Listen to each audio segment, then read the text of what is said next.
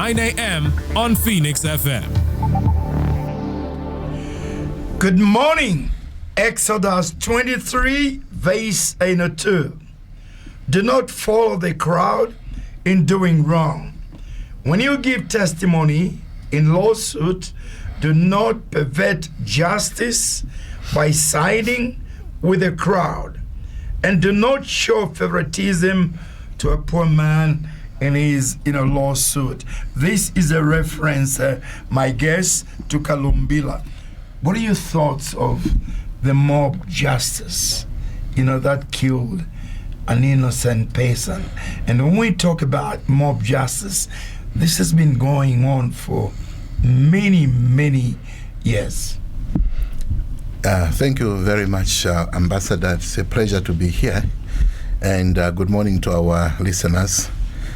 Indeed, what happened in Kalumbila is tragic. It's something that shouldn't be happening.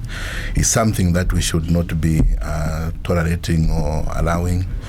And the Bible says God is a God of justice. In fact, elsewhere it says that righteousness and justice are the foundation of his throne. And so we need to ensure that justice is done to that matter, because when you spill innocent blood, the implications are quite significant on the land itself and in the area. So I felt horrible. I still feel gutted, and that should not be allowed, because next time you can perpetuate that kind of trend where at the suspicion of anything somebody can be gutted, and we've seen these things happen before, and we should not allow this kind of thing. Yeah, thank you so much, and good morning to your listeners. Yeah, Ambassador, I think for me it's a issue to do with moral fiber. I think we are moving away from the best fiber campus or a social order that we need to uphold, because even just joining in the beating or whatever could have happened, I think it has to do more with moral consciousness. We just need to see how best we can work out plans around legal education, awareness, and those sort of things like that from that perspective as policy and governance aspects. Then when you look at it from the Bible point of view, I think it's quite clear biblically to say that you cannot kill. And I think they have gone against what the Bible speaks. So it's not something that one would be able to take home about. And it's a sad development, quite devastating events, I should be able to say. Two quick issues we thrush out before we come back to the program main. The inflation, 7.1. What an achievement. Better than that, the kwacha is now 18 to $1. Again, another massive, development. Very quickly, I start with you.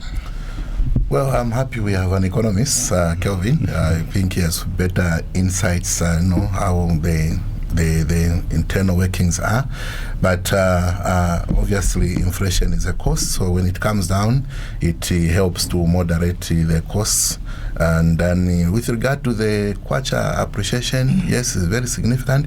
I was about to travel, and just 2 days ago or so, it was almost 20 kwacha, I think, tending towards that. And then today I've seen 18 kwacha within 2 days, 2 kwacha.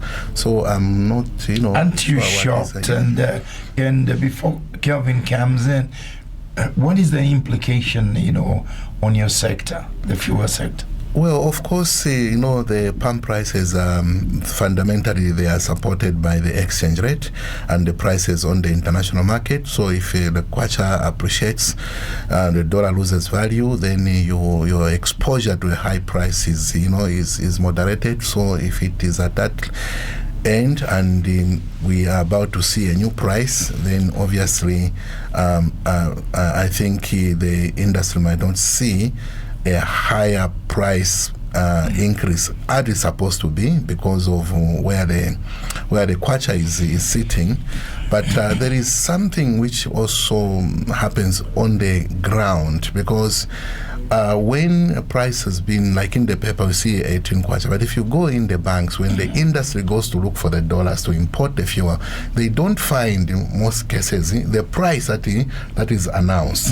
The exchange rate that is announced, it's like there is a mismatch. It's not exactly what is in the banks, and that disconnect is what creates challenges for the industry and pushes them into a loss-making position. Because when we say the exchange rate is now 18 kwacha, when the industry goes to look for dollars, they're looking for $10 million.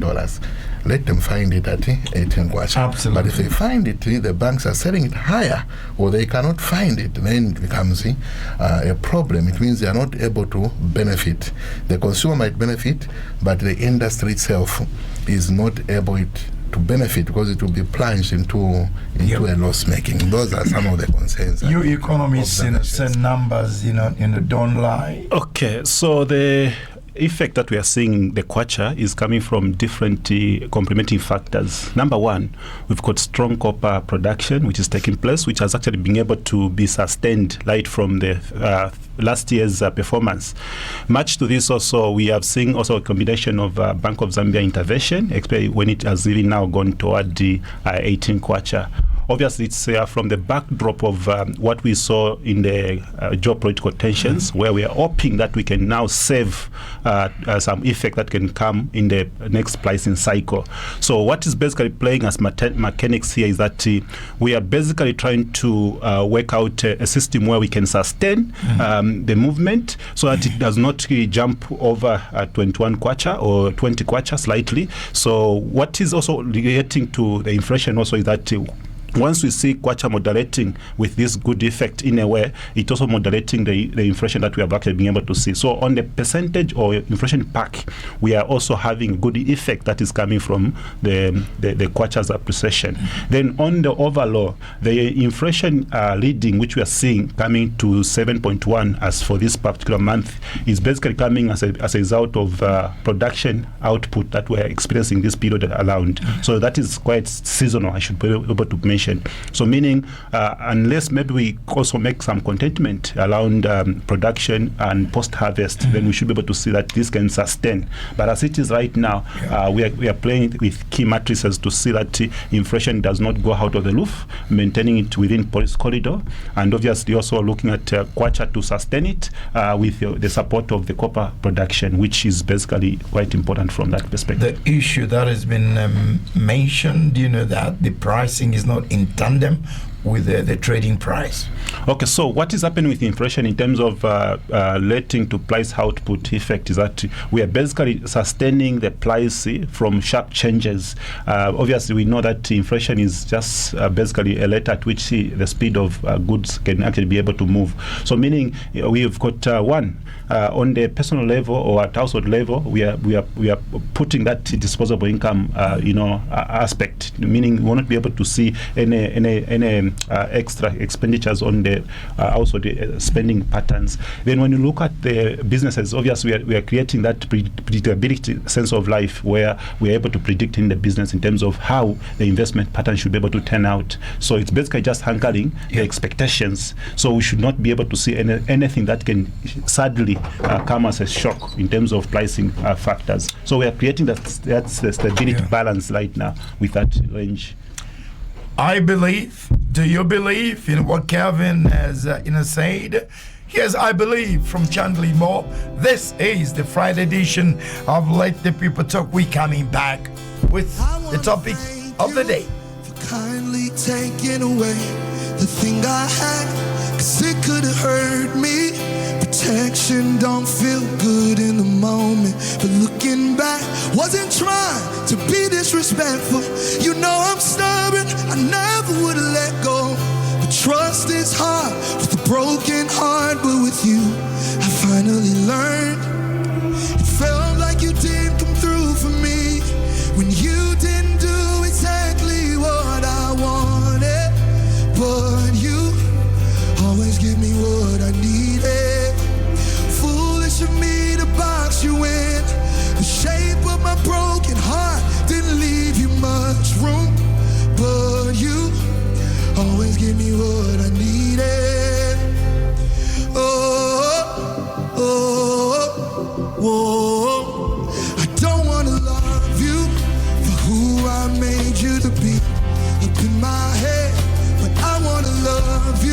you're exactly who you are, and nothing less. 'Cause when I try to piece together my own version, you're always better.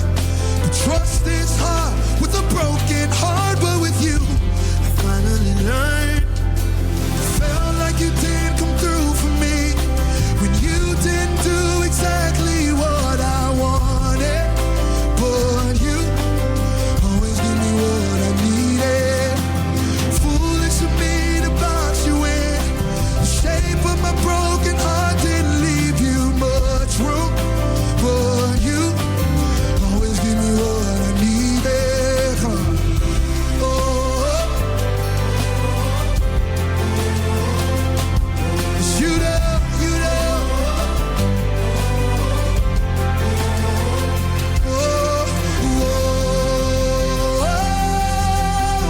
This is the Friday edition of Ltpt Talk. The Israel-USA war with Iran is having a devastating impact on fuel production, supply, and pricing. Today, on the last Friday of the month edition of Ltpt Talk, I have two of the best brains in their respective fields. Dr. Johnston Chikwenda, energy expert, and Kelvin Chisanga, economist. Good morning, gentlemen, and welcome to the program. First and foremost, how much are you being impacted by the economy, Dr. Chikwenda? Yes. On a personal level and on a business level. Yeah, we are impacted, and first, and you will see where we are coming from as a country. We are coming from serious energy crisis, electricity crisis, which impacted a lot of things, and so from business. It's been tight, because the environment has been, austerity measures, and so you find the customers, to make payments and to pay what they owe you and things like that. It's been very, very hectic. Yeah. So if I would say that I'm not impacted myself at personal level and family, I think that would be not being fair and justice. I think we felt the impact of what we are going through, like everyone else, and it's been hectic. Tell me, Calvin, as a rider to what Dr. Chikwanda has said, why in your giving us the perspective of the economy today, take on board what Dr. Chikwanda has said. People are feeling the pressure. But when you look at the economic indicators, and which we even made reference to when we started, inflation, single digits, Kwacha, very strong. All these should present a positive picture across the board, but this is not the case. Okay, so thank you so much, Ambassador, for having me. I think I will start with the aspect of the positive microeconomic convergence that we have actually been able to see. In short, the stability that we are basically recording. We've got some good conditions, yes, in terms of forex market performances. There's that stability sense. Then we've got also inflation tutoring downward, getting within the policy corridor, which has actually been good as well, and many other good effects. But again, the key issue here is that we are coming from a very turbulent situation, especially when we refer it to the debt restructuring process, which basically also was something that has actually been able to be put in night shape right now. So if you look at different economic events that Zambia experienced, some linked even to global market, others also just internal aspect, like the drought challenge, energy crisis, a number of things put together, even COVID as well. So all these factors have actually been able to take us to that level of reflection. And now coming to an issue of debt in essence, this was actually one of the biggest things that was choking the economy. So to avoid getting to some levels of bad sovereignty-letting capacity in terms of credit aspect, we were to dive into the issues of trying to see how we can basically work out some flexible means in terms of trying to pull out from there and also make obligation as and when they fall due, especially when it comes to debt servicing. So now that we have done all those parameters, looking at the policy framework also that needed to align in terms of trying to make sure that we have sustainable development regarding the debt issue, we have also made all those progressive aspects. So what we have sitting on, it's something that is just almost like an airplane about to take off, and we have done the necessary key facilitation of some sort. So because of certainly standing order in terms of issues of risk appetites or risk potential aspects which are standing, that's the reason why we seem to be dragging a bit in a way. One of the peculiar interests that Zambia is actually coming into this year with an aspect to go for election. If you look at the growth profile of any projection, we would be able to say that even election is a risky on growth projection, meaning we can do things contrary to our plan, we can go overboard in terms of fiscal discipline and all that. So already we are sitting on now on two big things that you should be able to mention: geopolitical risk, which is actually standing very strong as well, which can also detour our plan in terms of what we should be able to achieve. Our projected, we are looking at maybe achieving about 6.5%. But from the look of things now, we are even now downscaling down to something like 5.2, 5.8, somewhere there, owing to the fact that we could not anticipate all these things that are coming in place. Much more, obviously, Zambia has also been able to receive some quantifiable supply in terms of electricity, of course, fuel issues, having some sense of security as well. And much to this also, what I should be able to say that, yes, the key challenge, I would agree with almost everyone, even out there, to say Zambia now is facing a challenge where to transmit that good effect at the macro level, micro level, now trying to bring it to the community in terms of trying to foster prosperity. So that is where the issue is. But again, with a light framework, and with a bit of patience in terms of investment, we should be able to see that we can narrow that gap. But of course, not forgetting the risk factors that are still standing right in front of us. So if we can basically create an ambience for growth and also creating policies that should be able to enhance investment outlook that we're able to see, I think we should be able to sustain from there. Tell me, one of the major issues that this government has dealt with, and then you allude to that, is debt restructuring. I'll ask you a two-pronged question here. They've restructured the debt. At the same time, they are borrowing very heavily.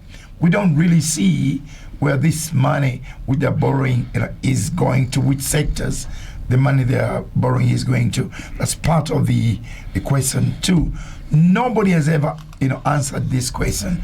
With all these natural resources, sugilite, gold, now, no government has tried to manage these resources in the same line as copper so that this country can benefit. If it had to do that, the economic growth of this country would be talking about 10-15%, because the 4-5% we're talking about is insignificant in relation to the growth of the population.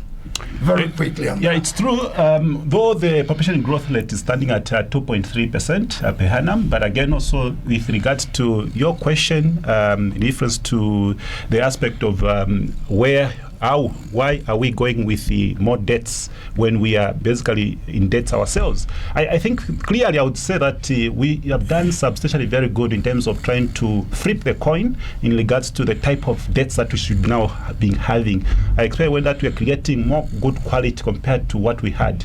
Maybe just to give you a background, we had a complexity of different debt contractions, which some were even coming from capital markets, stock market instruments, and others were even now highly commercial in the sense that we are non-concessional in their nature, and they are the bulk of maybe even just about maybe slightly beyond 10% in terms of interest rate.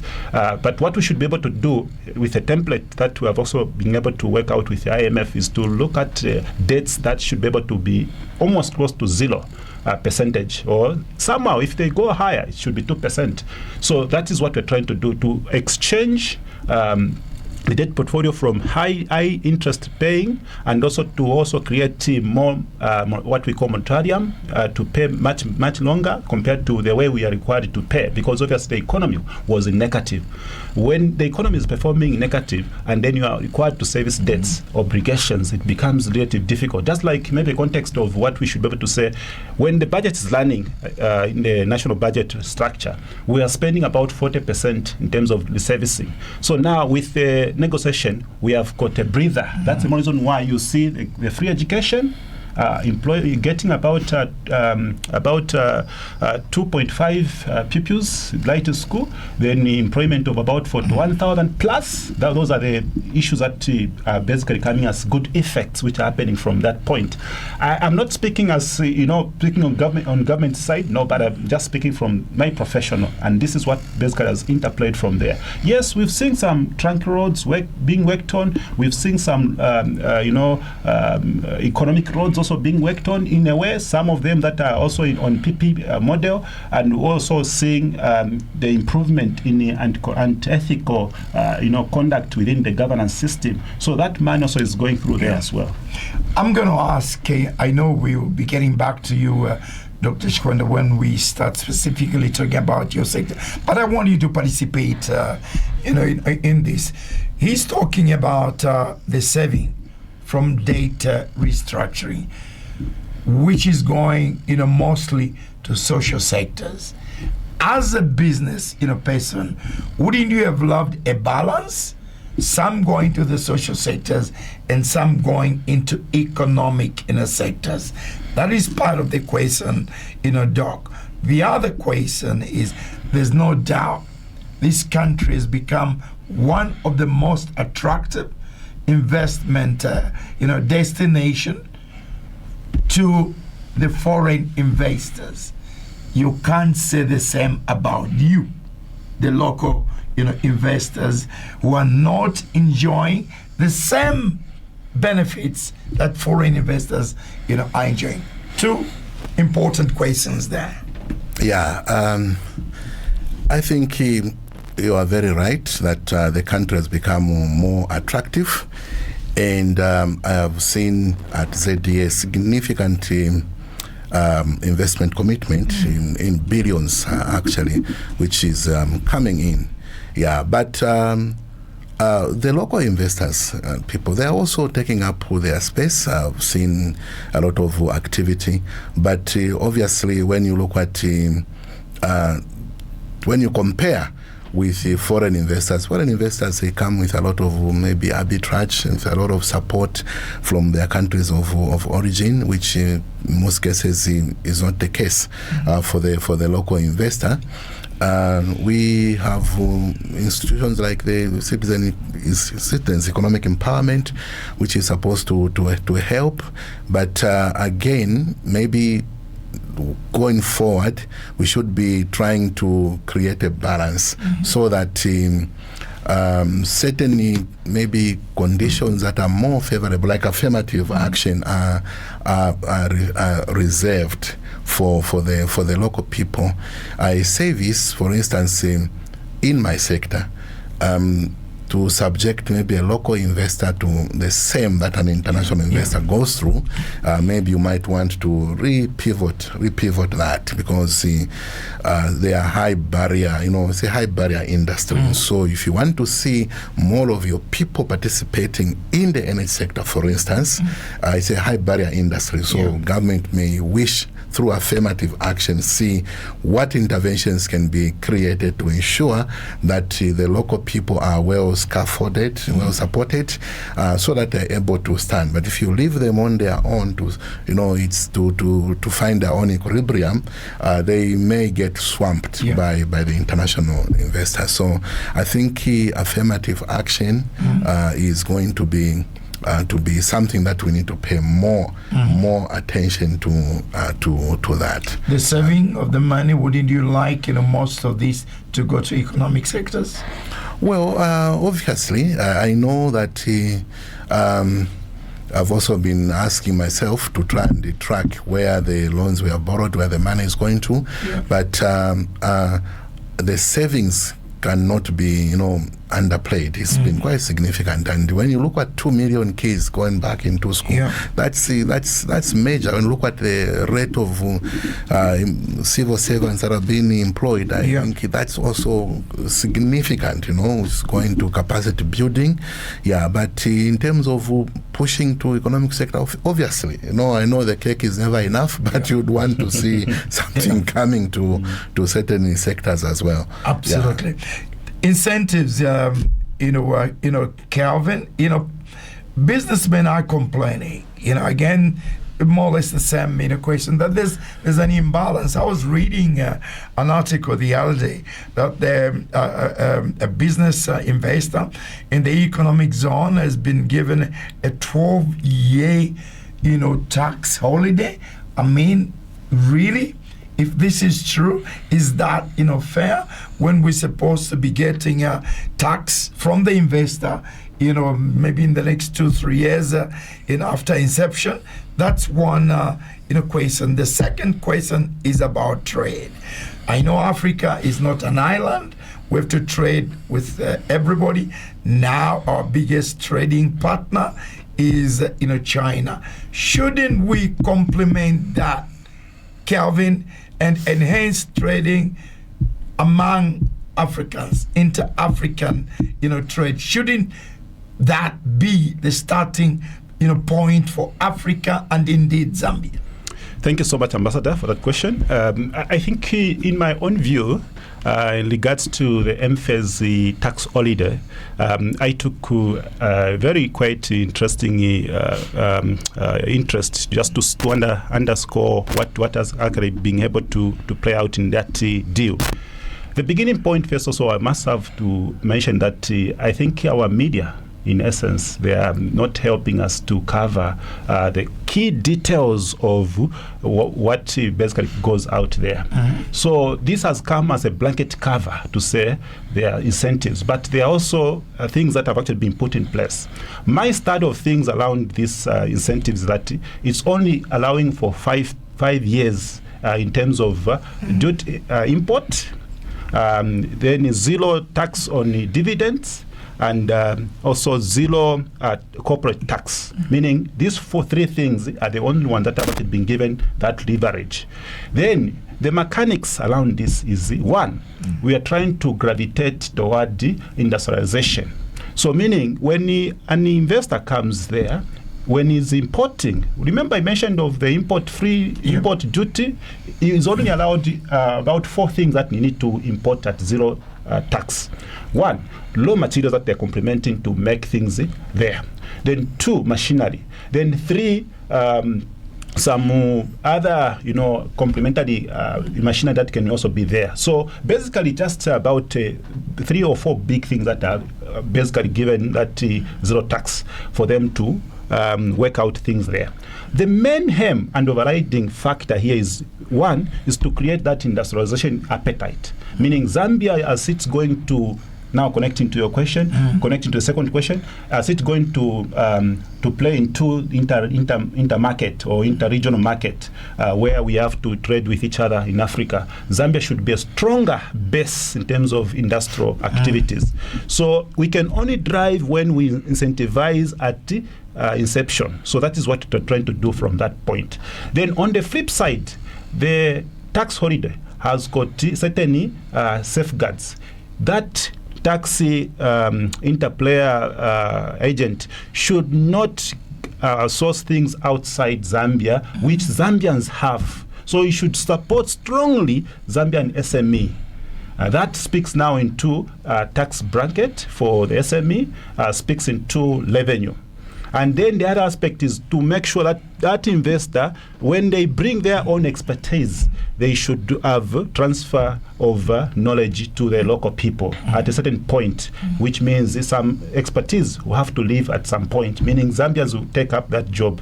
So now, when you look also on the other side of this framework, it's also speaking of supporting local employment, meaning they have to employ massively. Yeah. Right now, maybe a case in study is that we are talking of investment actualized to about 5.6 billion US dollars, which is actually in end phase in totality. Then we're talking of about 20,000 employees being on the, of course, payee, which in any case now ZLA benefit from there. And if you are to quantify what we are losing out, we are losing out only about 1.5% of the total GDP in terms of revenue to growth or revenue or tax to revenue. Meaning, when you look at the total revenue collection basket from the payee or from that point of everything that we're talking about, we are only losing about 7.5% of the total tax basket from that incentive. So it's basically just stimulating the growth. After some time, maybe after 5 years now, the stage will go now into another phase where they start now getting 50% of what we should have been getting. So that framework is there.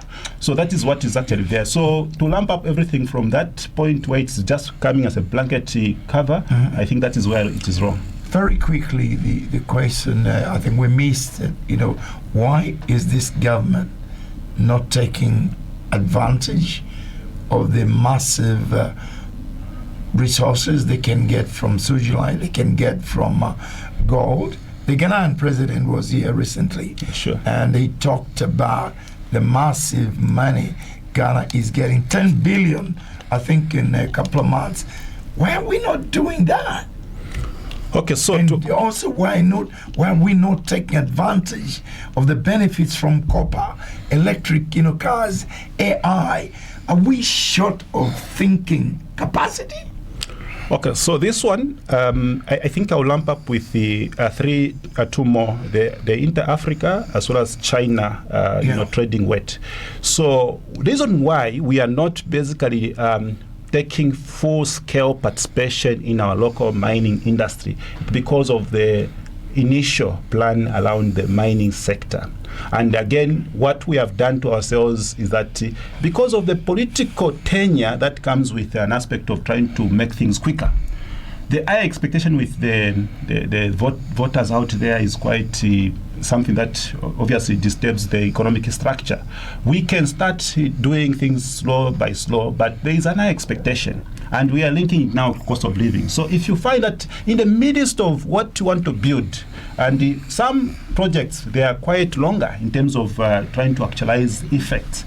So in the process of the mining sector, it's relatively difficult.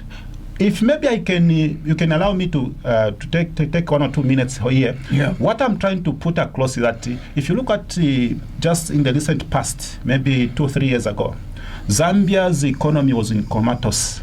What basically happened is that we were basically having challenges with Mopani, which is a common knowledge everywhere. We are having challenges with KCM with irrigation issues. So all these teething issues and other mines which are not able to give life, we can see from there. So the benchmark was to first work out the clearance of all these aspects to make it more viable and more,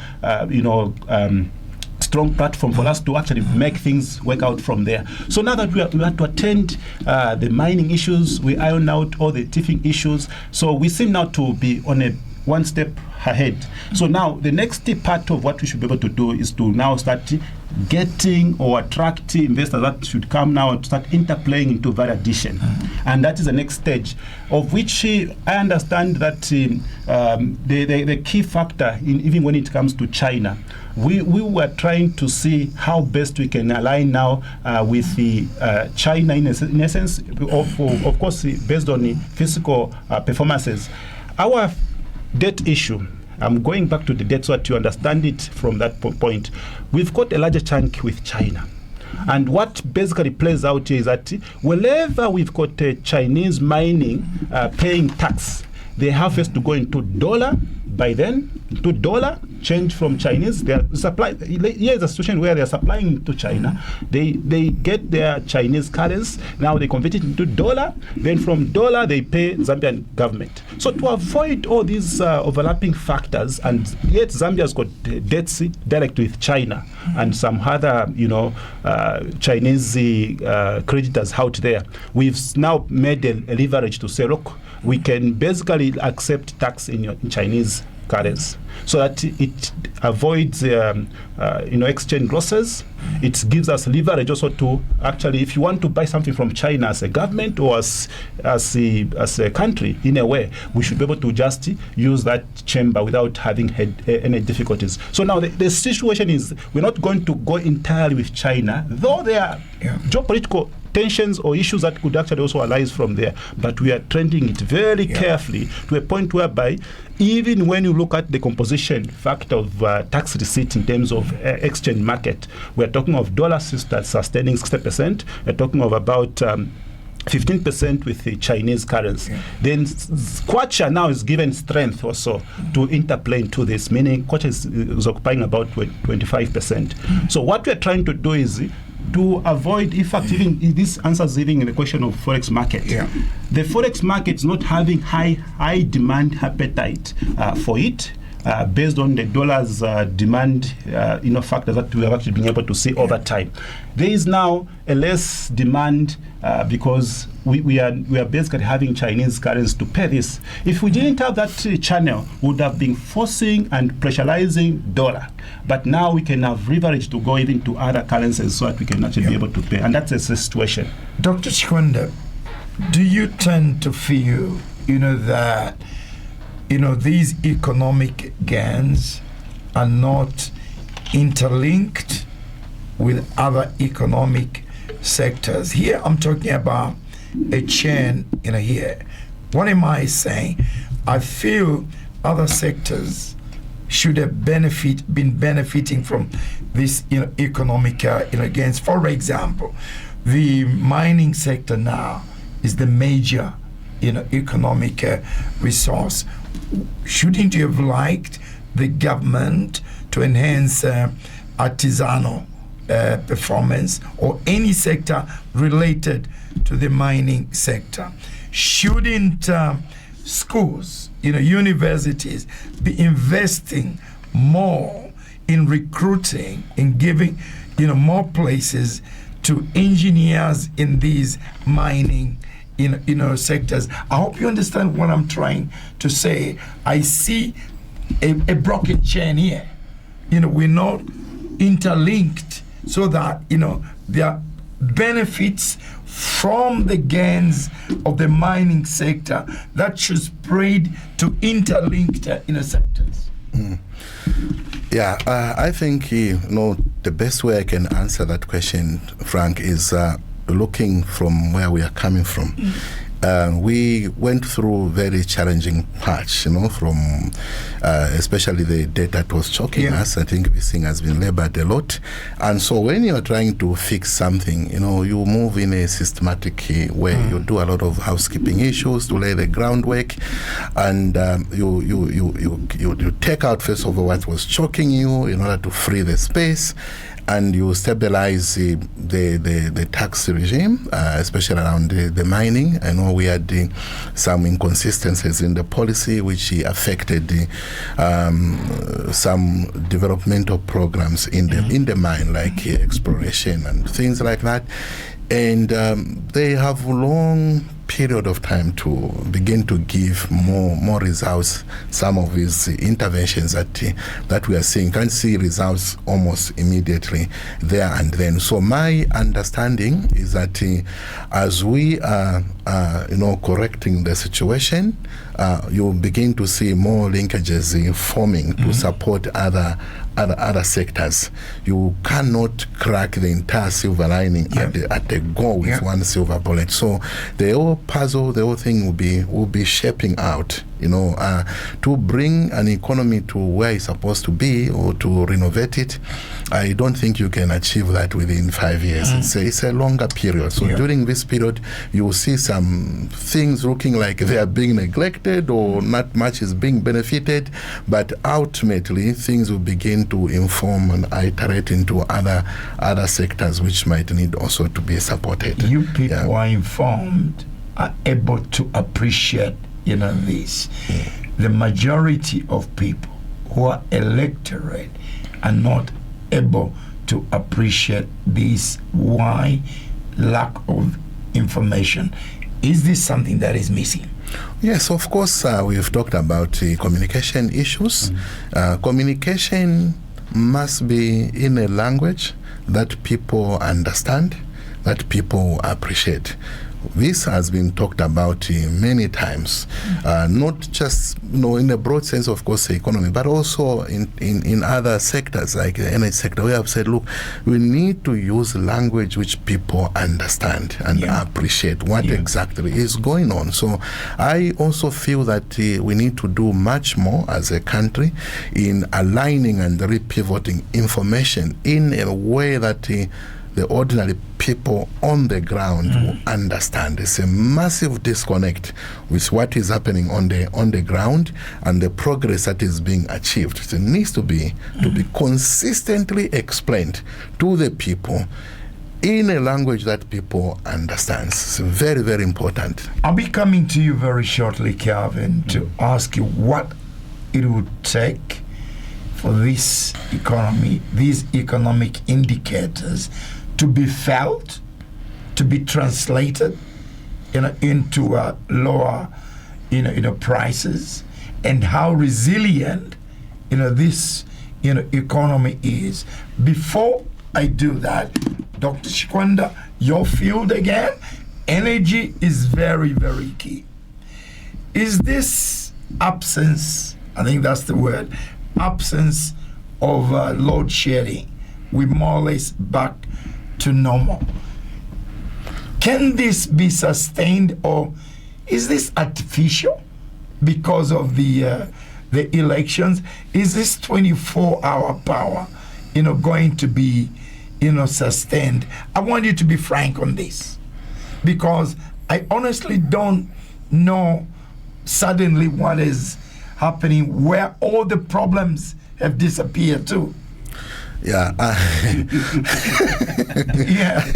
I've been asked this question so many times in the last. It was dark for a long time, and suddenly it's bright. Magic. Yeah. Abragada. Well, not really, but again, it's a communication issue in a language that people understand. That is key. In a language that people understand.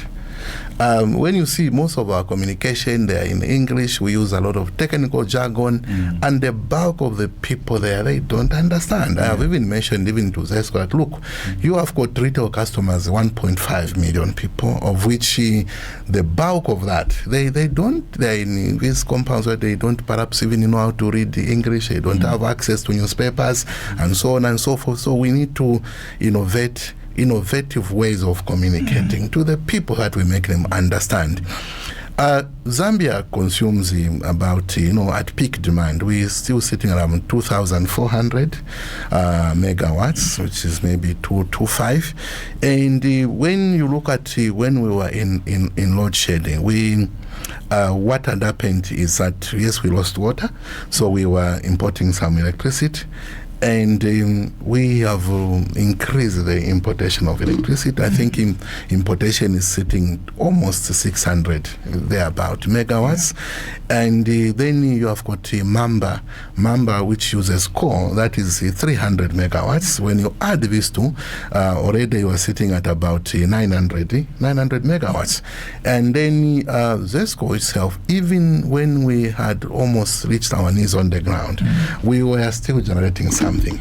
But when you look at the outflows and the water levels, I think they are generating perhaps 1,000 1,000 megawatts plus. In between Kafue complex and the Kariba auditorium, they are able to plus or minus, I think even more than that. So when I add that, I'm already coming to about 1,900 megawatts, or even more than that. Then you add in some solar projects like in Chisamba and whatever's coming, and then people have also invested at residential level quite heavily. You cannot take that out, including some companies as well. So when you add everything together, you can see clearly that we are sitting somewhere around slightly above 2,000 megawatts. That's where we are. That is quite significant to reduce load shedding, the rationing of the power significantly. So that picture, even me as a researcher, I'm able to see that yes, this is possible. Now, there is also a possibility that we're producing. Yes, it's true. We are producing more from our water reservoirs. That is true. And I didn't even add in dollar energy, which is also giving us about 100 megawatts. So when you add these numbers, you can see clear that maybe we are around maybe 2,200 and 2,000, and that's a peak demand 2,400. And so you can see that I think the situation has come a little bit down. Now, the issue is, can we sustain the utilization of production that is coming from our water bodies? Yeah, that is the issue, because the water level, the volume that was given to ZESCO and the Zimbabwe Power Corporation is less than that was given to, slightly higher, I think, than what was given last year, but is still not at a level that you would want to be at. So if you don't have any good rainfall this year, can the rate at which we are going sustain? In my view, it cannot. But then we have got some projects, firmed up projects that are coming up. Phase 2 of Mamba which is 300 megawatts, is coming up, and there is some other projects that are in the pipeline which can give about 500 megawatts, which can significantly help to mitigate any potential sliding back into load shedding, unless there is a complete disruption to what is firmed up, what is going to come online this particular year towards the end. So you got two minutes before we go to the news. Calvin, what is it going to take, for the man on the street, to benefit from these economic indicators, especially in terms of pricing? Because let's be honest, it's these basics that really are key to appreciate economic growth. Okay, thank you so much. I think the best cause of action here is to make sure that the fiscal discipline is quite maintained.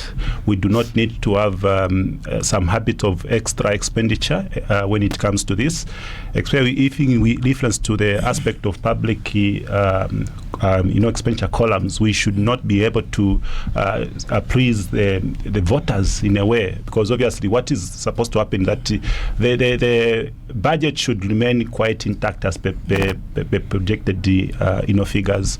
Then the other aspect is to make sure that the energy sector is insulated from any eventuality or any sudden shock. In the influence also is supposed to work out some model of supply of security with regards to fuel, which is quite a risk factor in this.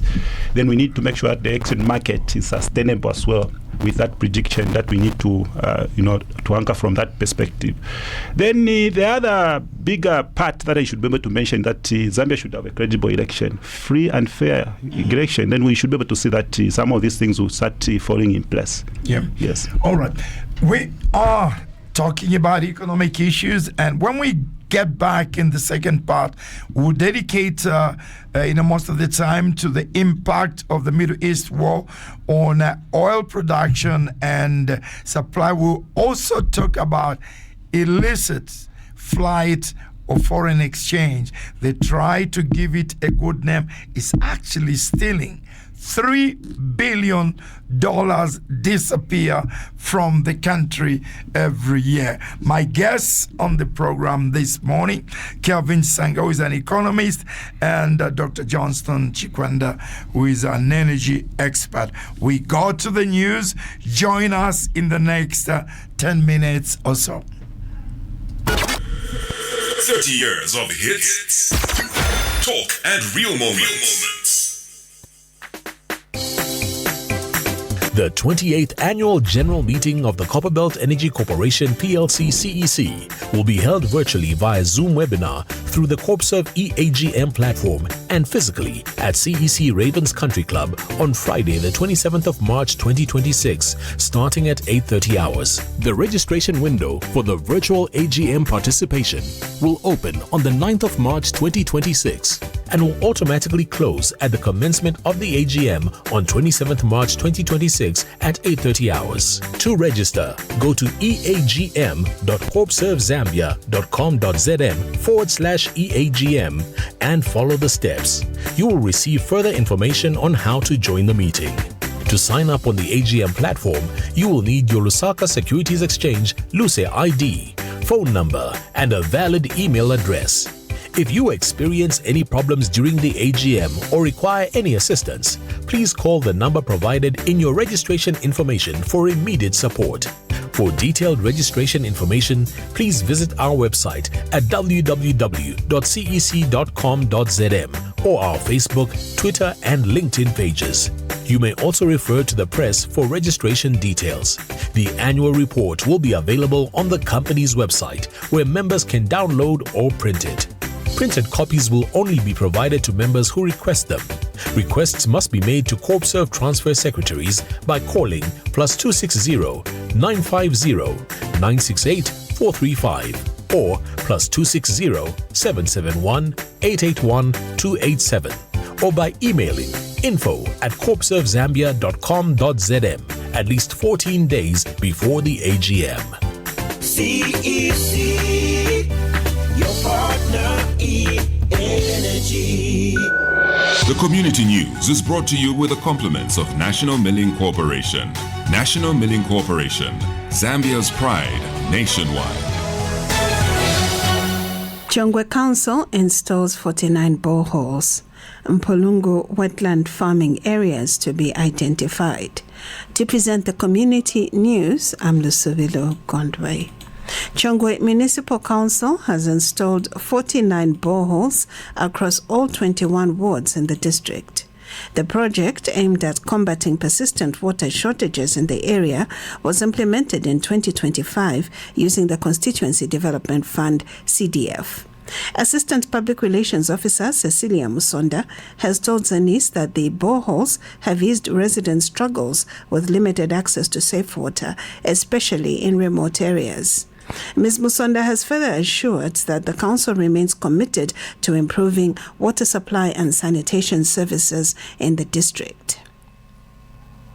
The Department of Community Development in Mpolungu District says it will work with the Ministry of Agriculture to identify potential areas for wetland farming this year. Mpolungu District Community Development Officer Kane Mbambo says the department wants to identify ideal places that have potential to produce crops and are suitable for use to grow crops under the wetland cropping exercise. Zanis reports that Mr. Mbambo also disclosed that the Department of Community Development has increased the number of beneficiaries under the wetland cropping program in the 2026 to 2027 and 2028 seasons from the previous 700 to 1,000. The District Community Development Officer said the government has extended the period in which beneficiaries will receive the funds from the previous 2 years to 3 years. And Mpolungu District Commissioner Gerhard Sikazwe is happy with the increase in the number of people that have been added to the wetlands farming program. To end the community news, another look at the headlines. Chongwe Council installs 49 boreholes and Mpolungu wetland farming areas to be identified. Keep listening to Let the People Talk. The community news was brought to you with the compliments of National Milling Corporation. National Milling Corporation, Zambia's pride nationwide. Mdala na mverati mzimai wapaka ntemba vuta cha ati vantu vachitu tantama mdala vinangu vachitu pakinga mamotoka na mataipa mkosi sofu wavuta na chia ni mzimai vitubuwa vamene vanzake monga siwa lipo ka ininona monga ni mankwala vogwira vachiboy ndava vachila imwe boza si mankwala iyai manje ni vicha ni vitumbua flour mix yaba National Milling Corporation vichoka flour yokonzeka kudala ni kufaka machebe manzi na isti pasi wafrainga vitumbua flour mix ndi flour osaganiza kale kwa inu ndikungo fryinga chabe musavuta vitumbua flour mix wasopano apezeka mu matumba a 10 kgs kuchokela ku abwenzi anu antau zonse awa ndi a National Milling Corporation. National Milling Corporation, Zambia's pride nationwide. Kitwe, rise and shine. If you're craving a breakfast that truly satisfies, Keg and Coppersmith has you covered. From hearty classics to all your favorite morning bites, we're serving up the kind of breakfast that sets the tone for your whole day. And the best part, breakfast is served from 08 hours and available throughout the day. So whether it's early morning or midday, you can enjoy it anytime. Visit us at Mukuba Mall in Kitwe, the best spot in town for great food, refreshing drinks, and even better vibes. Keg and Coppersmith. We'll see you there. What kind of oil are you using for your car? I'm using Shell Helix. No matter what you drive, we got the oil for you. Old or new engine, we keep it going. Vroom, vroom. Works under pressure, really good under stress. Be rest assured, Shell Helix will impress. And my mechanic says, never go wrong. Available at spare part shops, distributors outlets, and all engine service stations countrywide. Shell Helix. Drive on. 3 decades. What's up? One powerful voice. That's right, 30 years I've been associated with Radio Phoenix, thanks to the late, founder of this amazing station, Erohiki. Oh my God, my friend, your spirit, keeps on moving and moving. And thanks to the staff, back to the program this morning, we're looking at economic issues. And in this second part, we'll be looking at the impact of the war in the Middle East on oil production. And my guest once again, Dr. Chikwanda, Johnston Chikwanda, who is an energy expert, and my good friend, Kelvin Tsanga, who is an economist. Before we go to the issue of oil production, I want us to thrash out 2 issues, starting with you, Kelvin. Illicit flight of $3 billion, dollars, which could make a positive change to this, country.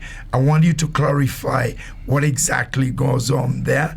And also, let's take advantage to clear one issue which has been doing its rounds online, and that involves one minister in the government who is being accused of running a pharmaceutical company which he initiated 5 months ago, and already this company has been awarded with $25 million to bring in or to manufacture pharmaceutical products. Please clarify those 2 issues, and then after that I'll bring in Dr. Chikwanda and even you to complement on lack of employment creation, or where should employment be generated.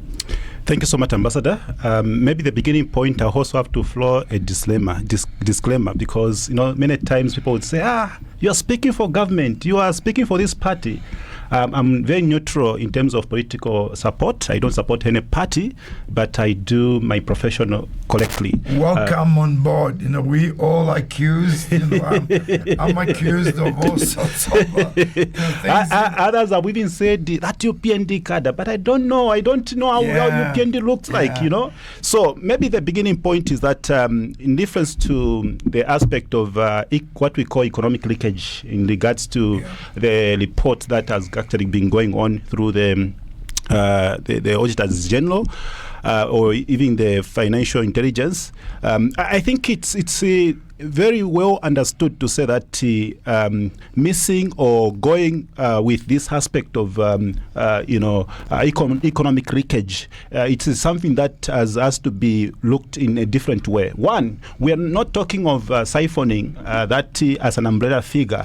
It is coming from different composite of factors. One, we are talking of tax invasion being involved there.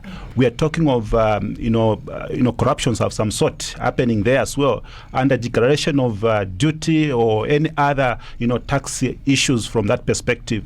So it's a combination. There can also be aspect to do with maybe even public stealing of public finance through public officers and all that. So it's a composition of that element. But again, it's important also to say that we need to strengthen the anti-ethic bodies like and corruption and many others, even including the Zambia police, to ensure that some of these things are kept. And that's the reason why, if you are to even ask me now, it brings back to the issue of debt restructuring. Part of the money that we borrowed even from IMF, some funds have to go to some of these regulatory and law enforcing agencies, so that we strengthen them to make sure that we curb some of these issues. So that is what maybe I should be able to point across around that issue. Now, the second issue, where the Minister of Finance in particular has been tagged to say is a shareholder in this. I don't think from my own understanding it's not correctly standing from there, because I understand that whenever we form a public-private partnership of some scheme, like in the case where we want to champion pharmaceutical products or pharmaceutical activities, it's important to look at it from this basis where the Minister of Finance usually standing as a shareholder on behalf of Zambian. So if the company is starting with Zambia plus whatever it is, and it's a Zambian linked company with a private linked company, the Minister of Finance in this case is our main man who stand on behalf of Zambians, and usually the name can even be bearable on Pakla's papers. That's what I know, unless there's something else. Tell me, Dr. Chikwanda, are we now as a country being driven by what I call personality distraction community or a nation? Because that issue was actually raised, if I'm not mistaken, in Parliament by a member of Parliament who should have done a thorough research on the development of this company. Generally, are we now just bent on destroying ourselves? Well, the environment for a long time has been polarized, and when you have a polarized environment, the trend to tear down one another and to drag one is very high, and that's how it has been, and which is very unfortunate. Talking about this matter, I'm hearing about it for the first time, maybe because of my frequent travel in the recent past, so I'm not very privy into the intricacies of what exactly was going on, but what I know is that if is a state-owned company, if government forms company, which it does from time to time, usually they would use the Minister of Finance as a representative of government, and sometimes also Secretary to the Treasury. Those are, they are used to hold the shares on behalf of the Zambian people. So in this particular instance, I have not seen these documents, and so I don't have enough facilities, I think, to give to process a sufficient answer on this. The majority, of the population now are youths. Both of you, my guests. Unemployment, we keep on saying, is a time bomb. Universities now are money-making, machines, producing lots of graduates. That's all the universities are doing. Okay, I don't want to be misunderstood. It's a profit-making institution. We all go out there when we start a business with the motive of making money. But do we sit and say, am I directing these graduates into sectors where they are going to be employed? That's number one. Is the government, providing, and I want to make an emphasis, providing an environment, to generate more employment for the youths? I know the president has initiated internship. I think it's just a drop. Okay, something is being done. It's a little drop, in the ocean. Before we go to the oil issue, unemployment, very quickly.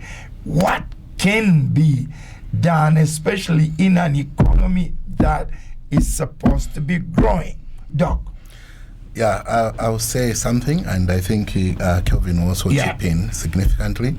In my view, I would rather have educated youths who are struggling to find employment than uneducated youth.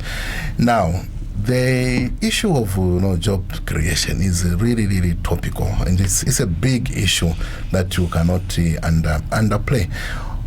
When I was at Investors Army, the time we were living, and even before, buses used to come from the mines. You're graduating, you find the buses, they take you straight to the mines, and straight away. That's how it used to be, and that is no longer the case. And our kids are coming left, right, and center from different universities.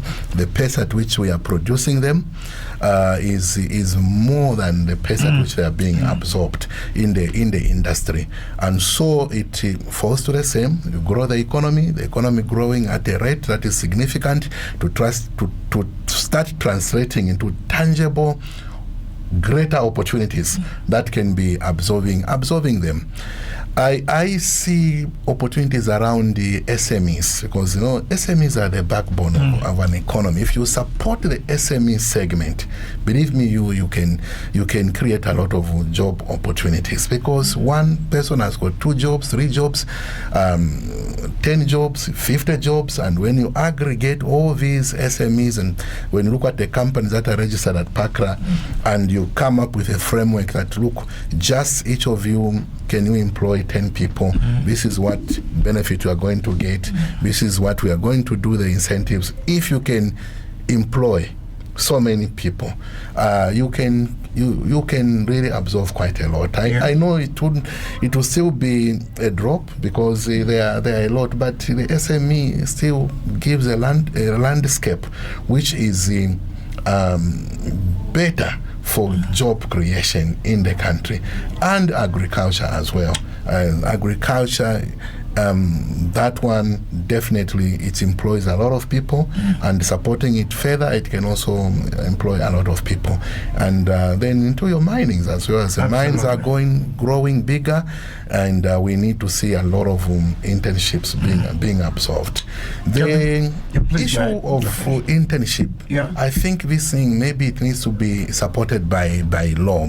Maybe it's to just come up with something, because during the time it's not a policy in the universities, we used to go into the mines, and all these companies would absorb a lot of students to go into internships. But now it has completely no longer the case. So it may be possible, I think, to find a way of passing a law to ensure that there is guaranteed space for internship, because some students can't even graduate because they have no internship to fulfill the requirements for the graduation from the university. Because as it is, I don't even know whether these ministries have got a budget, for that, and they don't know the numbers, perhaps, of how many they can take in. And if this is done properly, it's something that it can be extended to private sector. And the private sector must be, especially those in license conditions. They must know that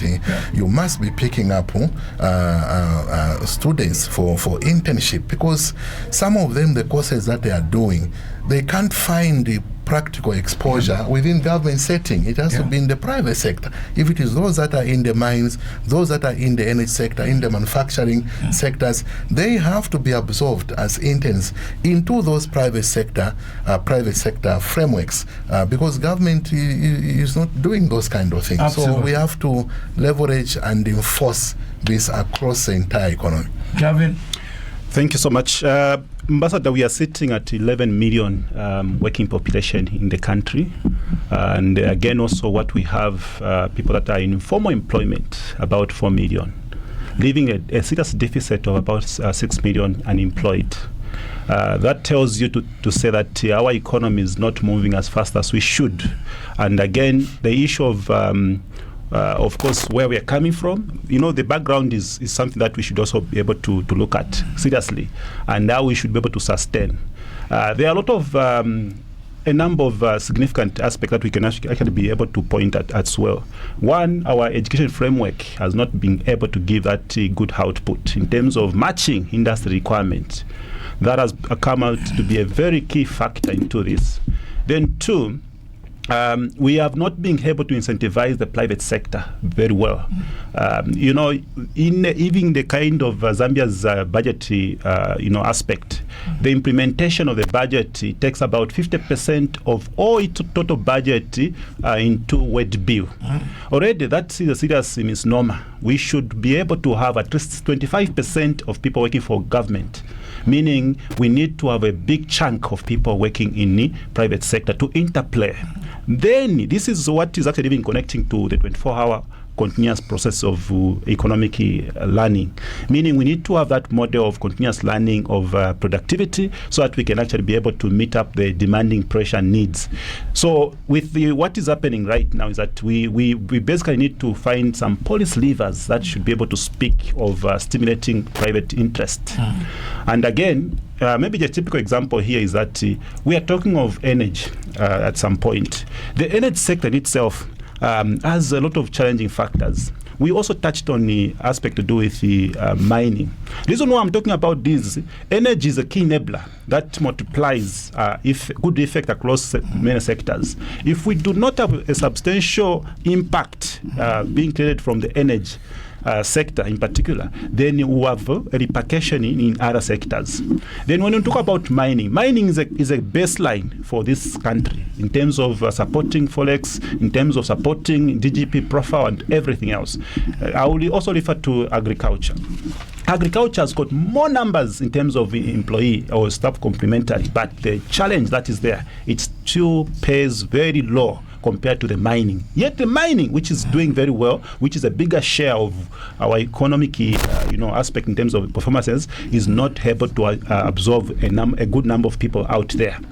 Usually they are now using technological enabled facilitation and all that for them to foster production, which has been a very difficult situation from that basis. So now when you look at the whole comparative case, I think what we need is to promote more entrepreneurship, as I can also follow it from Doc.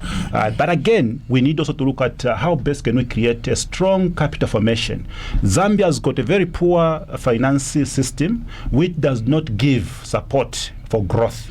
And this is where we are having challenge. Even if there are interventions like Zambia Credit Guarantee Schemes, the SME Credit Guarantee Schemes with Bank of Zambia, and many other incentives, including even Zano Fund, which has actually been put in the budget in this year, they don't seem to have a quicker way of moderating the growth that's supposed to be there. There are too much of conditionalities that are aligned there. That's the reason why you don't receive good effect. Even when you dive into maybe the stimulus package, some of them which are basically being put in place, they are not giving that vibrating aspect as well.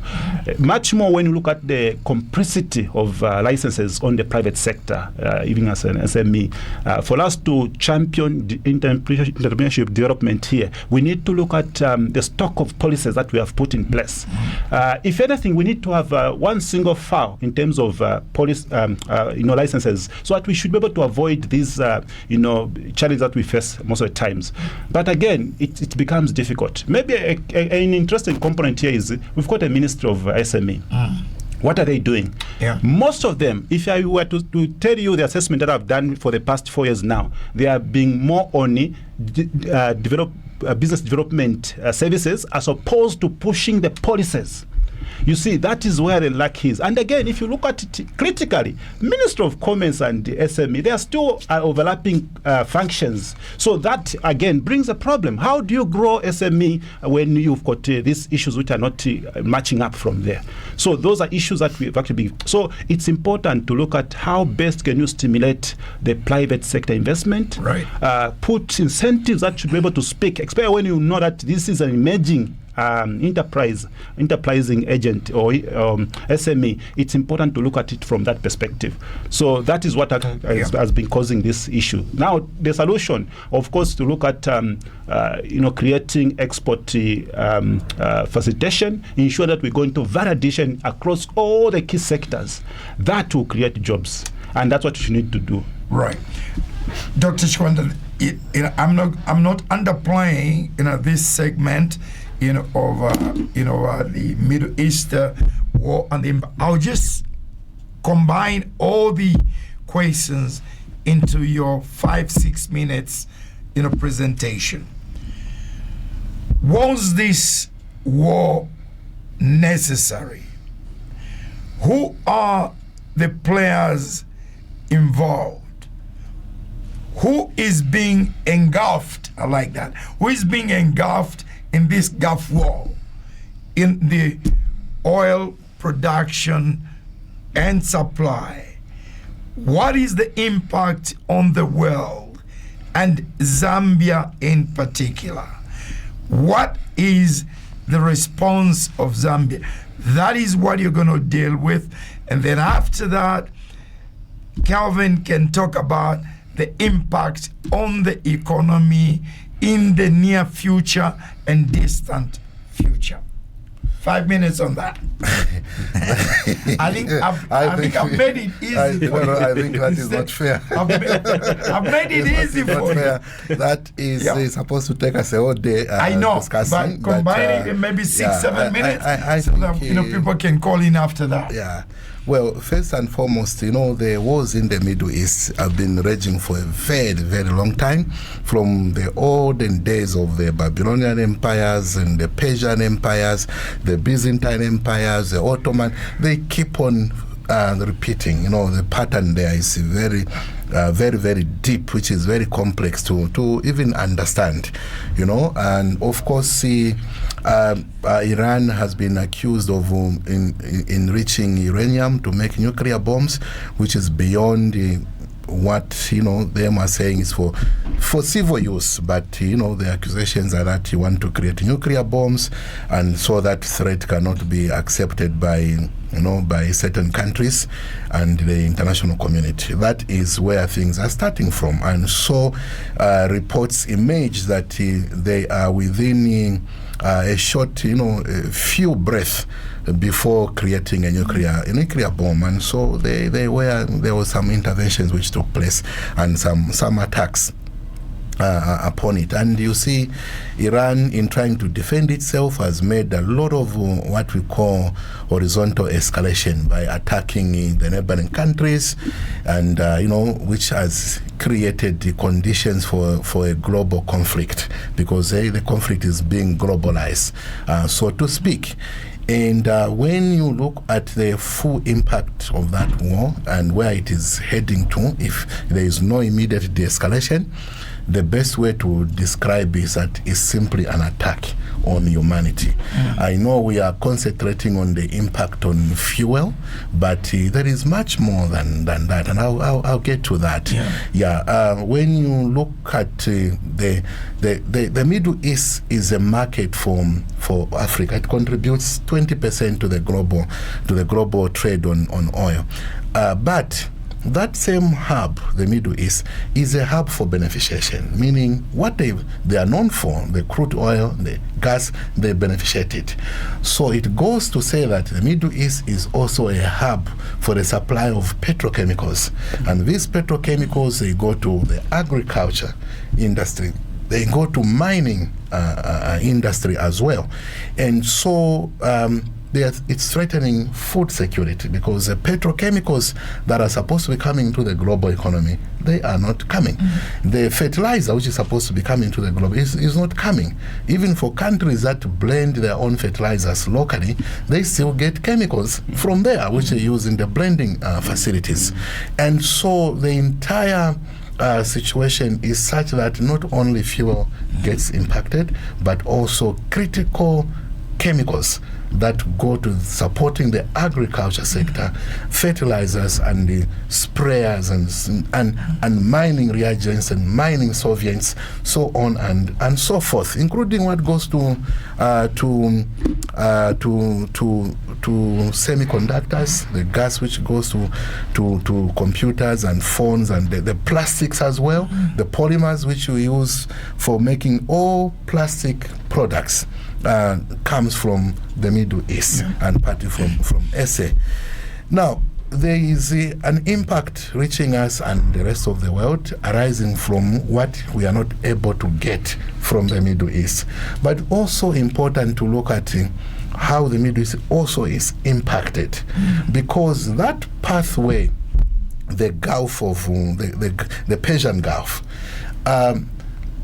is used to receive more than 80% of food for the Middle East.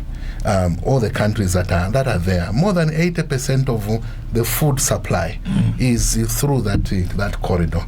So there are thousands of ships and vessels that are stuck, others inside the Gulf, others outside the Gulf. They are not able to deliver food into the region. So we're talking of more than 100 million people in the Gulf region facing a potential food crisis, because the food supply cannot reach the region because of the war. So as we are talking about how we are impacted about this, it's also important to look at the flip side of how the other people there on that side are also impacted. That's why I'm saying this war is shaping out as an attack on humanity.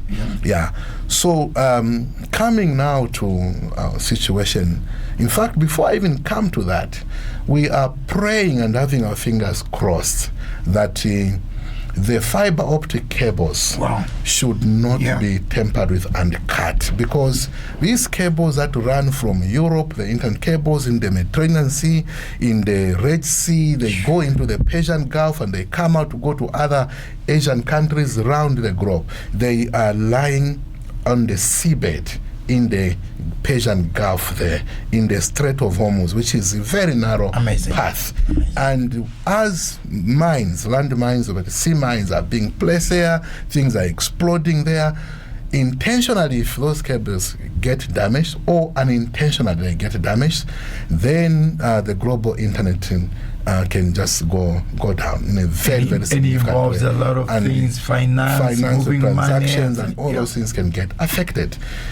In 2024, 2025, in the Red Sea, the cables got damaged. I think the rebels operating out of Yemen, the Houthis, they hit a ship, and the anchorage of that ship fell to the seabed, and as the ship was moving, that anchorage crawled into some cables and they snapped.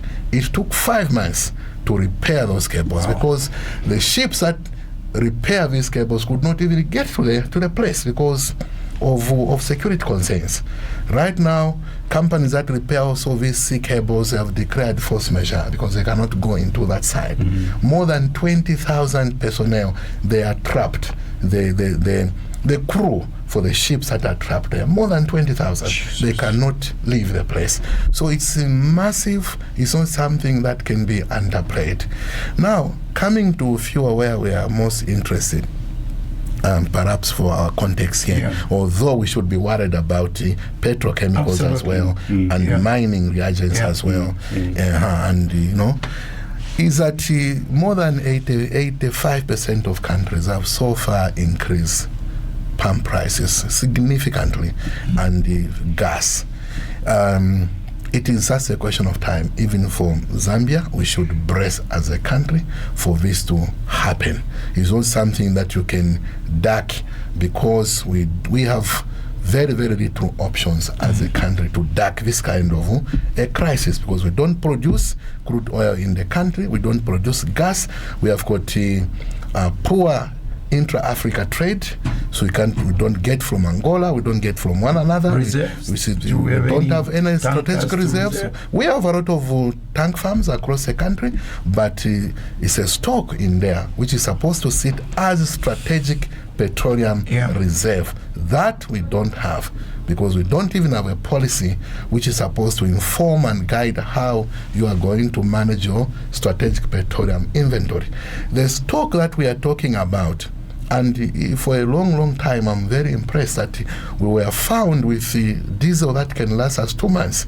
This has never happened in a very, very, very long time. Usually, on average, we've been having stock levels of 10 days, 14 days, 15 days, 20 days. By now, we should have been sweating, all of us, if we didn't have that kind of diesel, which is the operational inventory anyway, at hand. So, how to respond to that depends on what we have on our side, because countries respond differently when faced with a crisis like that. Was it right for the president, to invite, the players in this sector and request them not to start hoarding fuel? Why do I say this? Yes, where I stand, I think it was a good thing too. Are they obliged, these players not to hold fuel, because this is an open market, free market?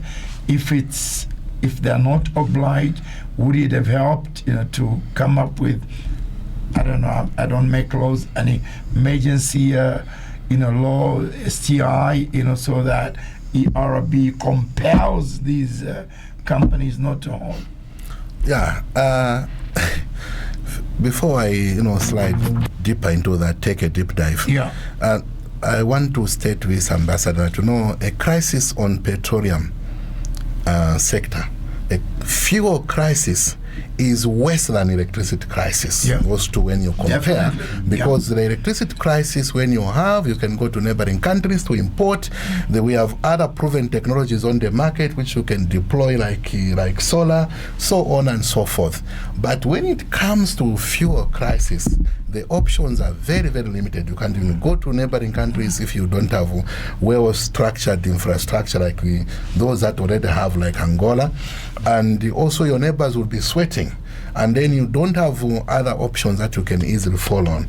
That makes the fuel crisis worse. So when we say, please, don't hoard, it's we're trying to make sure that there is security of supply. And energy supply is directly related to national security. That is, studies have demonstrated and shown that. So what we would want to see is the flowing of product in the market. But you see, we must also acknowledge and thank the consumers, because the consumers are already aware of what is cooking around, and yet they have not involved in panic buying so far. That is commendable, because if the consumers are to embark on panic buying, believe me, with 1 million vehicles that we have, and most of the people, they drive vehicles and quarter tank, even on E, they will be looking for 50 million liters at once, or even more than that, and we can wipe out the inventory that we have. Now, the hoarding of fuel is not as straightforward. It's not a straight line. It's a bit complex, because who holds the fuel? First of all, that is what you need to. Is it just the OMC who holds the fuel, or is it even the consumers holds it, or the country? Because countries as we are talking now, they are stockpiling their strategic reserves at national level, countries. So they are hoarding stock because they don't know what is happening. So at country level, hoarding of fuel can also take place where a country is stockpiling. Then you also have got big transnational oil companies that can also hoard because they are trying to exploit opportunities that they are seeing. Then you also have big consumers with a lot of tank facilities on what, who also have started maybe stockpiling, stockpiling. So creating some shortages elsewhere at a pump. Because when you have an energy crisis unfolding, you have to make a decision. Who is a sacrificial lamb? That is it the industry or is it Ambassador Frank Mutuvila, who must keep at home and let the industry run? So as things are evolving, you are going to start seeing a certain trend which fuel might support the industry more than the average, retail, on the retail when the rationing itself begin to happen, because there is just little that will be available. Long-term lessons from this, or long-term reactions from the government, response from the action, and long-term lessons from this very quickly. Yeah, of course. This is not the first time Zambia has gone through this. In the 1960s, we had a major crisis. Yeah. We couldn't bring fuel in the country. The southern routes were cut off. Through modern-day Zimbabwe, fuel was being thrown into Zambia, and out of that crisis, Zambia invested that crisis very well. The Tazama pipeline was built. So in moments of crisis, we must take advantage and invest that crisis well. The way we have done on the electricity side, where we had a crisis, and out of that crisis, we have decided to launch a solar explosion. So on this fuel as well, the issue is, can we start the biofuels? This is more than 15 years since the standards on biofuel were promulgated. Up to now, we have not been able to actualize the biofuel blending into the fuel. If we do that, we'll be able to save about $200 to $300 million as a country, because part of the fuel is being blended locally. So you reduce your exposure from depending on external market. Can we also firm up other routes to diversify as well with, let's say, Angola, which is just nearby here, and has got potential to meet the requirements of the entire region? What is the issue? We need to trade with to promote intra-Africa trade. But also, though, I know I've run out of time, as I was protesting the 5 minutes. It's not just about focusing on the issues that government must do in this particular situation that we are in. There is energy diplomacy which must be driven by government, and there is a private sector participation. There is a regulator, the role of the ERB in this circumstance, but there is also the role of the consumers in managing and dealing with this crisis. In the 1970s, when the US was faced one of the most devastating crises during the presence of Jimmy Carter, they passed a law called the Energy Conservation Act to moderate and manage wasteful fuel expenditures or consumption by the public. That is when the Strategic Petroleum Reserve Policy was also set in motion, which we don't have as a country. People were moderated. The speed limits on the highway were also pushed in. As a result of that act, vehicles that are fuel efficient requirements were also promoted. So there is a lot that can also be done to manage the behavior of consumption on the side of the consumer if we have to deal with a crisis of this magnitude. Can there be a law and the government should start, and you people who drive big vehicles, that tax is slapped, higher tax on big vehicles and tax reduced on small vehicles? You see, now because we gazu fuel here like in the Gulf. Look, this pattern of being energy inefficient as a country is very high. It's not just on the electricity side, even on the petroleum side. We don't use energy efficiently as a country. It's not just about increasing generation by front-loading, but also the behavior of the consumer must be managed. Carpooling in other countries, it takes place almost every day. Here, your neighbor is here, you are here, you drive in the same direction, work in the same, everyone will be following each other. You know, so carpooling in other countries is a way of cost-saving measures and using energy efficiently. Secretary to the Cabinet, if you're listening, please sell those big vehicles, V6, whatever. You know, we can't go on like this. We'll be opening the lines now. We'll leave the impact on the economy towards the end. Sure. You know, Kelvin. Yeah, sure. Now it's time for you to call in. 26841 is the number. Good morning, Uncle Frank. Dr.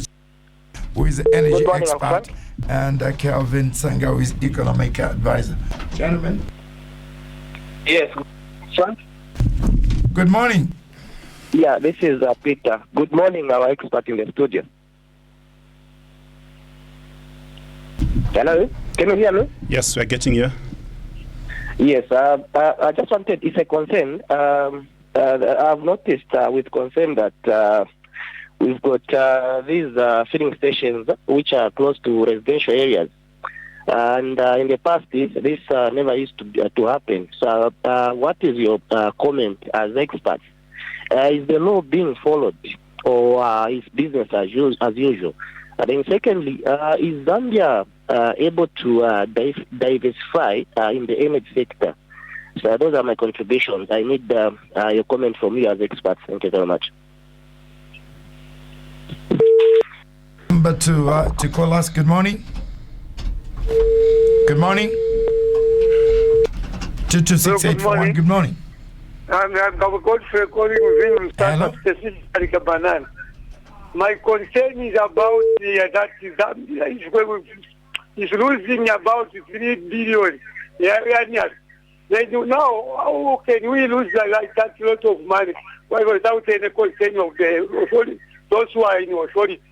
Secondly, the filling station in our communities.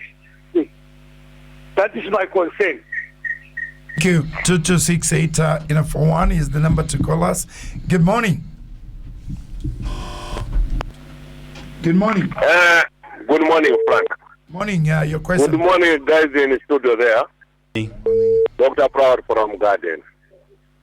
First of all, what I want to urge some people who call themselves as energy experts. You know, Angola is a neighbor to Zambia. If Angola they got oil, why can't we go and find out through those people who are under minerals to see maybe Zambia will go to oil? Because this issue of relying on other countries, that all we should not blame it, because each home you need to prepare calamity. The more our President Haganda says we need to buy maybe finished crude oil in a pump. So let us go and find out in the northwestern province, maybe we can dig oil. This is the filling station where in the compound, part of the garden. They are part of employment. So we are happy about people of garden. We've got a 5 to 6 filling station in the compound. Because unemployment level is going to change in Zambia government. Thank you very much. Thank you. Let's take in another one, and then my guest can answer. Good morning. Hello. Morning. Your name, please. Yeah, you are talking to Morgan within the circle. Yes, Morgan. Very quickly, please. Yeah, crazy. Good morning, the guest. Morning. Yeah, you know, in terms of fuel, you have talked a lot of on fuel energy. We know that there is a conflict in the Middle East, America and Iran, and we got our fuel from Iraq and Saudi Arabia via Dar es Salaam and come to the line via Ndola refinery. We are aware that the pipeline can make it. So for us, what we are saying, we should not rely on. But even if you are talking about Angola, these oil from Angola is owing with some investors, Total, and we are talking about Total BP, and others. So they are going to sell us in dollars as well. So what we needed to do.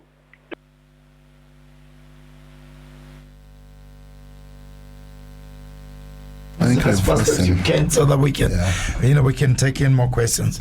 Please go ahead. Mr. Peter, on feeding stations in compounds, there is a regulation. I think there's some regulations at the Energy Regulation Board which informs how many meters you are supposed to observe before you can be allowed. So what happens is that if somebody wants to build a feeding station, they go to ZEMA. They present an environmental report of how they are going to manage in case of any disasters happening there or spillages, and ZEMA approves that, and then they go to ERB. So ERB is at the tail end where other preliminary approvals have already been given. So if you see a filling station embedded in between houses, just know that Zambia Environmental Management Agency approved it and the Energy Regulation Board approved it. Now, this has been a very hot issue for a long time, and I've spoken about it actually before that. It appears that the public does not appreciate filling stations embedded in their communities in between houses, even if it is within the confines of the regulation which was amended. So out of, I think, public interest, maybe going forward this needs to be looked at here. In as much as the issue of spillages and underground contamination of underground water has been addressed through improved the safety measures in the tank farms and the way they are installed. Part of the danger is when there is an explosion, the filling station when a tanker is there and there is an explosion. So I think I've not come across anyone who has supported this thing of embedding stations in between households. The diversification issue of energy, this has been in our national strategic plans as far back as the 6th National Development Plan. When we said we'll diversify the electricity subsector, we'll also diversify the petroleum subsector. We didn't do much as a country. Only now that we are beginning to see significant diversification on the electricity side. On the petroleum side, unfortunately, up to date, we haven't managed to diversify this sector. So if we had managed to diversify the petroleum sector, when engulfed with a significant crisis, the impact would be less. Right. So this is an opportunity that we have, perhaps, to go back and say, look, in our strategic plans, in our national plans, we said this is what we are going to do to mitigate the risks in the petroleum subsector. Can we accelerate those works? There was Godfrey, I think 3 billion illicity, maybe Kelvin would deal with that. Filling stations in communities have dealt with that. My good friend, Dr. Proud from Garden, is for view that we need to promote local exploration. Again, this has been an issue of policy reversals. During the UNIP government, there was significant thrust, even in Eastern Province and all over, to try and discover oil in this country. When there was change of government, that policy was reversed. Then it resurfaced during Levy Patrick Mwanawasa, may he so continue to rest in peace. But he visited the northwestern province where great potential was found, which required to move the process forward. But after his demise, the next regime that came in didn't pay much attention to oil exploration. Then the 60th president, again may his soul rest in peace, launched the search for oil in Muchinga, I think in Muchinga, Northern Province, in a significant way. Then there's been change of government, and we haven't again seen much thrust in this area. So if we are going to be serious to discover oil in this country and gas, we need consistency of policy, because some countries that started much later than us have discovered this thing, so we need to do much more. With Angola, yes, Angola is the third biggest has got the third biggest reserves in African context, and they have got potential to supply the SADC region. So in the context of Africa Union, the the Africa Union Agenda 2063, the Africa that we want. We're talking about promoting intra-Africa trade. We're talking about creating a single electricity Africa market. We want to see in Africa that trades significantly with itself. You cannot be going 14,000 kilometers to go and look for fuel when your neighbor has got it. You can't, even if they don't have significant refining capacity, but when demand is loaded on them, then they can expand. So we want to see this happening as a SADC region, not just as Zambia. Very briefly, just a quick one, so that we can allow more. I think on the loss of 3 billion, it's important to put some tight loop, especially when it comes to public governance. The key issue that we are also not participative as ordinary Zambians. We seem to see government far away, yet we are government as well. We are part and parcel of the government, especially when you even take it deeper with the media as well. It's important to see that some of the things that we see as abnormalities should be able to be reported to the nearest office. If you know that this neighbor is a civil servant and is getting a lot of projects around, and know that sometimes it's important to just take a step to say, look, what is happening there. Of course, it's not witch hunting, but usually, if you see that something's wrong with a public servant, definitely that should be able to work out. Then issues to do with the tax payment, avoidance, and all those things should be able to be taken serious, especially with the aspect to do with appropriate laws and policies. We should not be able to steal from our own basket. When you are running a business, you need to make sure that you are doing it ethically. Even similarly, when you are in public office, it's not an opportunity for you to start stealing. And that's the reason why I'm even wondering right now, we've got so many people want to become MPs because they feel that the government is that's the only place that they can find money. Right. It should not happen there. Even when you are just an ordinary person doing something out there, you can make Zambia great. It's not about going to parliament for you to get great. Okay. Yes. Right. 2268 for one is the number two. Just one. Can we take in one caller? Hello, good morning. Good morning. Good morning. Very quickly, please. We're running out of time. So sorry. Let me just begin with a proposal. My proposal can be implemented after elections. That Zambia should have think tanks. Think tanks. Right now, we don't have think tanks. All that we have people who unleash political utopia, euphoria, anomatopia, and so on and so forth. But you get people like the two gates there, the people like Membe, put them together so those people are advising the government any government, not any government, but only going to be done after elections. And lastly, that program of today, I'm appealing to government to get it, and that which was presented last week there was Membe, among others, Dr. Membe, who study these papers and come up with the ideas. But we need a think tank in this country other than engaging ourselves in political utopia, euphoria, and onomatopia. Thank you very much. We're running out of time. Very quickly, summary on the impact on the economy. Very quickly, couple of seconds. Okay, so first of all, the Middle East has got a lot of repercussions. To begin with, we know that area has got financial hubs, meaning we can interplay with financial resources and services from that perspective. And secondly, we are talking of that area to be a commercial flight area, where, of course, there is interconnection of some sort regarding Dubai and many others. So if there is a delay in the passenger flights and all that, it becomes a difficult situation, especially when you are trying to do some governance function of some sort from that perspective. Even private sector investors know that they can get affected. Then when you look at the oil, we are talking about almost like 21% of oil being subjected to some levels of negativity of some sort, and that's the reason why you even see now the repercussion coming now into pricing growth. Obviously, we're seeing that the next cycle plan for Zambia in terms of oil for the next calendar month will be able to have a bit of growth from that perspective. Then the other aspect, quickly, it's the issue to do with the shipping routes and lanes, meaning what we'll be able to see there is that even when it comes to copper also passes through that Strait of Hormuz. So the delayed process of transportation can also affect a number of other key fundamentals, like even at home as well.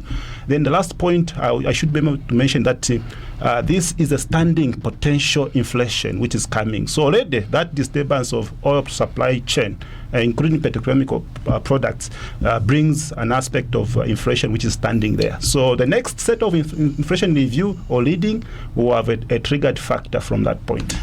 30 seconds, Doc, on your sector, very quickly.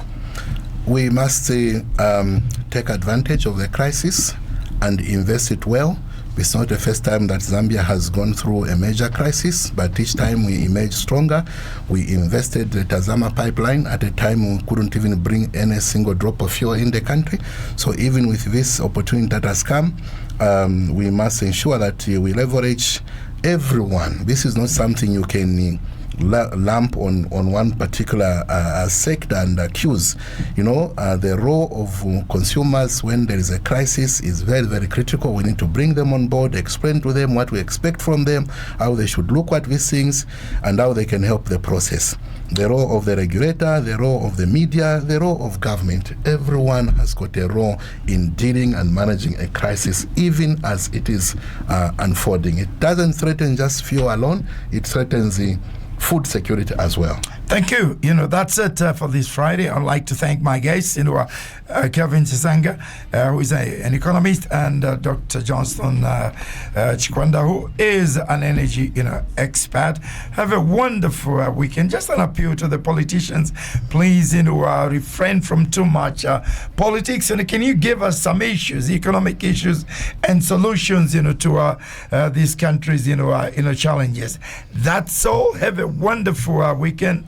Manchester United is resting, and until sometime next week, enjoy the friendlies, especially the one against Argentina. Thank you to my production, team here. Here's a song I love very much. I Live from Ada. Have a wonderful weekend. Bye bye. I lift my voice in victory.